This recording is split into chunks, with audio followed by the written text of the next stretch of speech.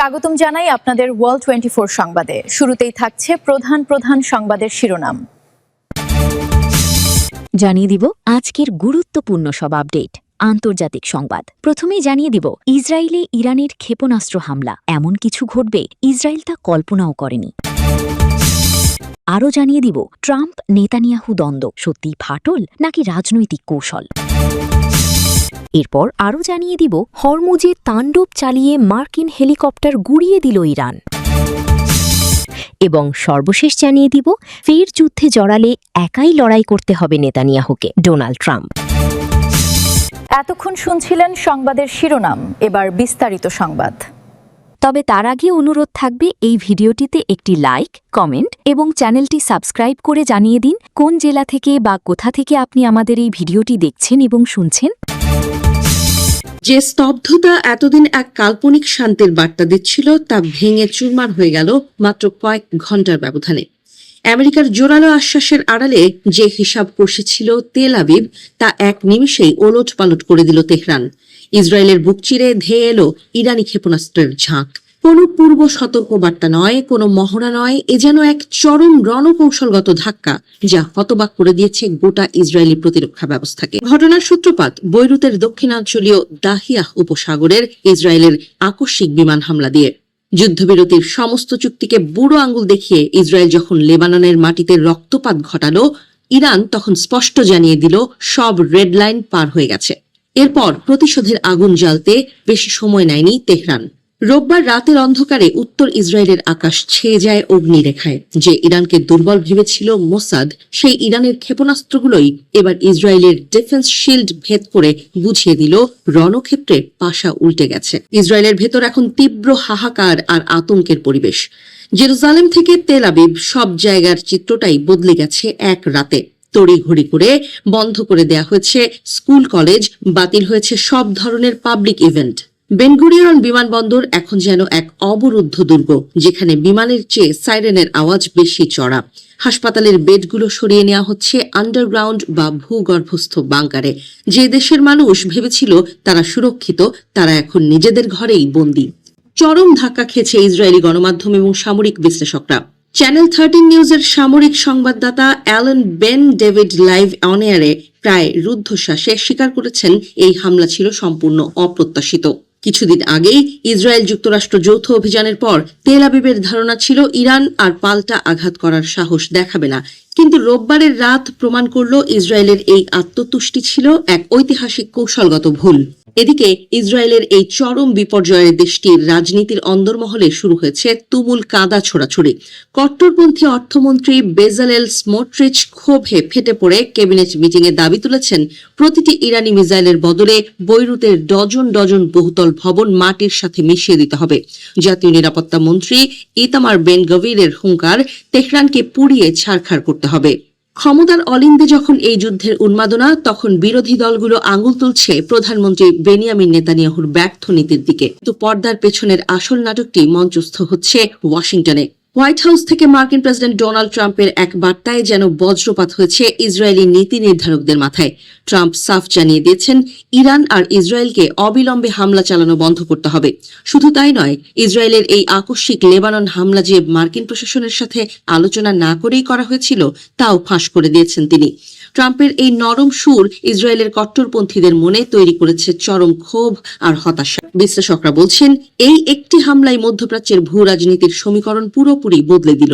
Institute for national security স্টাডিজের ইরানি বিষয়ক বিশেষজ্ঞ Danny সিট্রিনোভিচ একে মারাত্মক কৌশলগত ব্যর্থতা বলে উল্লেখ করেছেন। তার মতে ওয়াশিংটন এবং তেল আবিব মিলে যে যুদ্ধ চাপিয়ে ইরানকে কোণঠাসা করতে চেয়েছিল তা ভেস্তে গেছে। এখন ইসরায়েলের হাত বাঁধা, ইরানের আত্মবিশ্বাস তুঙ্গে, আর আমেরিকা চাইছে যে কোনো মূল্যে কূটনৈতিক সমঝোতা। মার্কিন প্রেসিডেন্ট ডোনাল্ড ট্রাম্প এবং ইসরায়েলি প্রধানমন্ত্রী বিনিয়ামিন নেতানিয়াহুর সাম্প্রতিক উত্তপ্ত ফোনালাপকে ঘিরে নানা ব্যাখ্যা সামনে এসেছে। গণমাধ্যমের একাংশে এটিকে দুই নেতার সম্পর্কের অবনতি হিসেবে তুলে ধরা হলেও বিশ্লেষকদের মতে এটি মূলত দুই শক্তিশালী নেতার কৌশলগত মতবিরোধের বহিঃপ্রকাশ।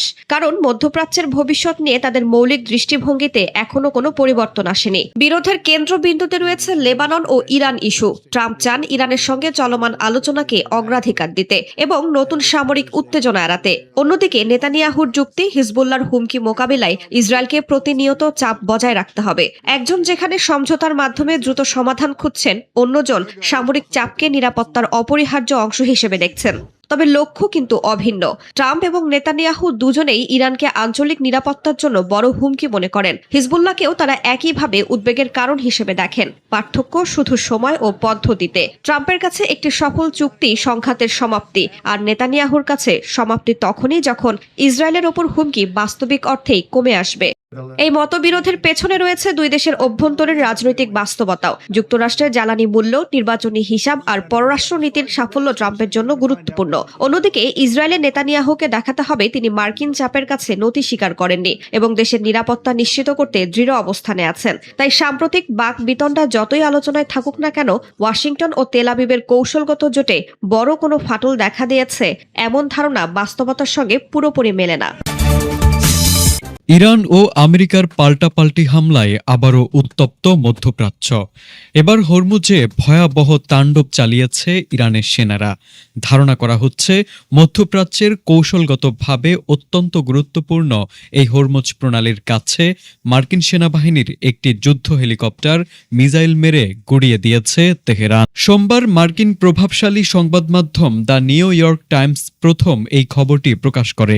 তাদের প্রতিবেদনে জানানো হয়, হরমুজ প্রণালীর কাছাকাছি এলাকায় মার্কিন সেনাবাহিনীর একটি যুদ্ধ হেলিকপ্টার হামলার শিকার হয়েছে।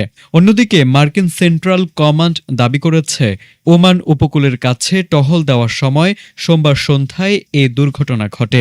পরবর্তীতে মার্কিন সেনাবাহিনীর ড্রোন ও বিশেষ বাহিনীর সহায়তায় মাত্র 2 ঘন্টার মধ্যে পাইলটকে অক্ষত অবস্থায় উদ্ধার করা সম্ভব হয়। তবে ঠিক কী পরিস্থিতিতে এই দুর্ঘটনা ঘটেছে তা এখনও অস্পষ্ট। এই ঘটনার মাত্র কয়েক ঘন্টা আগে সোমবার ইসরায়েল ও ইরান একে অপরের উপর তীব্র হামলা চালায়। দুই দেশের এই পাল্টাপাল্টি হামলার ফলে ইরান যুদ্ধের একটি নড়বড়ে যুদ্ধবিরতি স্থায়ী করার যে আলোচনা চলছিল তা চরম ঝুঁকিতে পড়েছে। মূলত গত ফেব্রুয়ারি থেকে শুরু হওয়া এই আঞ্চলিক সংঘাতে পুরো মধ্যপ্রাচ্য যখন বারুদের স্তূপের উপর দাঁড়িয়ে, ঠিক এমন উত্তপ্ত পরিস্থিতির মধ্যেই মার্কিন হেলিকপ্টারটি গুড়িয়ে দেওয়ার খবর এসেছে। তবে এই মার্কিন হেলিকপ্টার ইরানের কোনো হামলায় ভূপাতিত হয়েছে নাকি কোনো যান্ত্রিক ত্রুটির কারণে বিধ্বস্ত হয়েছে অথবা অন্য কোনো সমস্যার মুখোমুখি হয়েছিল, সে বিষয়ে নিউ ইয়র্ক টাইমসের প্রতিবেদনে নিশ্চিত করে কোনো তথ্য পাওয়া যায়নি। মার্কিন প্রশাসন ও পেন্টাগন জানিয়েছে, ঘটনার আসল কারণ উদ্ঘাটনে ইতোমধ্যেই উচ্চ পর্যায়ের তদন্ত শুরু হয়েছে এবং খুব দ্রুতই এ বিষয়ে একটি আনুষ্ঠানিক প্রতিবেদন প্রকাশ করা হবে। যার প্ররোচনায় যুদ্ধে জড়িয়েছিলেন সেই ব্যক্তিই এখন সবচেয়ে বড় গলার কাটা হয়ে দাঁড়িয়েছে ডোনাল্ড ট্রাম্পের। ব্যক্তিটি আর কেউ নন, যুদ্ধ আর ধ্বংসের কারবারি বেনিয়ামিন নেতানিয়াহু। ট্রাম্প নেতানিয়াহুর সম্পর্ক এই মুহূর্তে বিশ্বের অন্যতম আলোচিত বিষয়। ইসরায়েলের প্রধানমন্ত্রীকে নতুন করে যুদ্ধে জড়ানো নিয়ে দিয়েছেন সতর্কবার্তা। মার্কিন গণমাধ্যম অ্যাক্সিওসকে দেয়া সাক্ষাৎকারে ট্রাম্প জানান, ইরানের সাথে ফের সংঘাতে জড়ালে একাই লড়তে হতে পারে ইসরায়েলকে। যুক্তরাষ্ট্র পাশে নাও থাকতে পারে। খুব শিগগির একা হয়ে পড়তে পারেন নেতানিয়াহু। ইনস্টিটিউট ফর পলিসি স্টাডিজের ফেলো ফিলিস বেনিসের মতে, ট্রাম্পের এই সতর্কবার্তা আরো বেশি গুরুত্ব পেত যদি যুক্তরাষ্ট্রের তরফ থেকে বাস্তব ও দৃশ্যমান পদক্ষেপ দেখা যেত।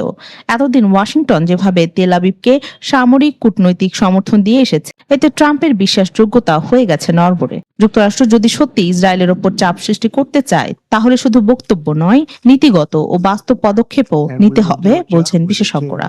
নিউ ইয়র্কে সাংবাদিকদের প্রশ্নের জবাবে ট্রাম্প জানিয়েছেন, ইরানের বন্দরগুলোতে অব্যাহত মার্কিন অবরোধ চুক্তিতে পৌঁছাতে ইরানকে চাপে ফেলেছে। কার্যকর চুক্তির কাছাকাছি পৌঁছানোর দাবিও করেন ট্রাম্প। এদিকে বারবার ট্রাম্প সতর্ক করার পরও ইরানে নতুন করে হামলা চালিয়ে ইসরায়েল যুক্তরাষ্ট্রকে দিয়েছে একটি বার্তা। ইরানে হামলার মাধ্যমে ওয়াশিংটনকে ইসরায়েল বোঝাতে চেয়েছে, তেহরানের সাথে কোনো সমঝোতা বা চুক্তির সময় ইসরায়েলের নিরাপত্তা ও স্বার্থকে বিবেচনায় রাখতে হবে। এমনটা না হলে পরিস্থিতি জটিল করে তুলতে পারে তেল আবিব। লেবাননে ফের হামলা না চালানোর শর্তে ইরান আপাতত সংঘাত স্থগিত রাখলেও ইসরায়েল হাঁটছে আগ্রাসী পথে। ট্রাম্পের সংযত থাকার উপদেশকে পাশ কাটিয়ে দক্ষিণ লেবাননে নতুন করে হামলা চালিয়েছে ইসরায়েল। এতে প্রাণ গেছে অন্তত 8 জনের। বেশ কয়েকটি শহর থেকে বাসিন্দাদের সরে যাওয়ার নতুন নির্দেশ দিয়েছে আইডিএফ।